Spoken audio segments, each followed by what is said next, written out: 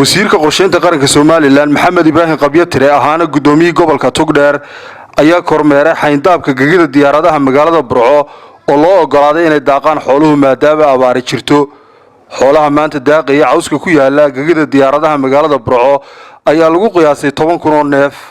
xoolahaasi oo inta badan laga keenay duleedka magaalada Burco. maamulaha airportka Burco Cabdi Yaasiin iyo mas'uuliyiin kala duwan ayaa ka warbixiyay xoolaha daaqaya airportka. waxaan sida ogeeyay muddo 4 casho ka hor airportka Burco markii duruufo badan la qaaymadeeyay ayaa waxa la go'aansaday inaan u soo deyno ariga oo dadka wixii ku seerfaafi karaya aynu ogolaano in ariga daaqo.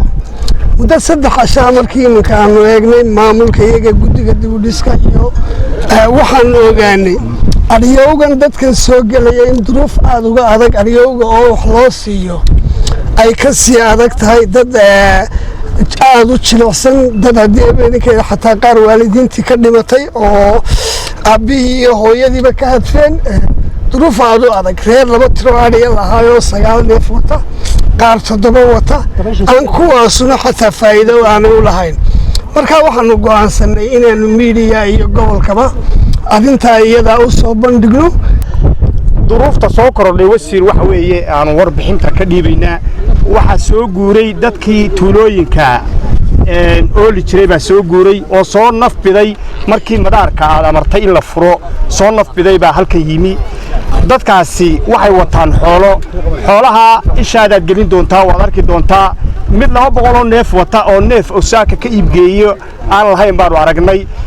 geestiisana wasiirka qorsheynta qaranka Soomaaliland Maxamed Ibrahim Qabyatire ayaa ka warramay kormeerka uu ku soo gaaray airportka Burco iyo intii kale la shaqeysaba. waayo maalintii aan go'aankan qaadanaynay aniga lafteedu ugu adkaa maalin hore la yiri geel ha galo waan diidnay oo maanu qaadan geeli barigi dhaweyto 2,000 oo neef oo geela sidii.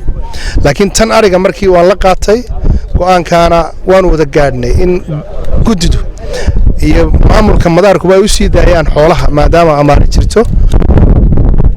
waxaan halkan ka taageerayaa waan dhacbaan jiray barigii hore seerayaasha laakiin seerihii maanta waan soo dhaweynayaa waxaan u arkayaa 12,000 oo neef maanta ku sabata baxay airportkii Burco waa 4 kilomitir square oo 4 sanood la gelin oo idinka arkaya khalqiga joogay xoolaha joogay ariga jooga. waa Bashiir Ibrahim Qayir Bulsha TV Burco.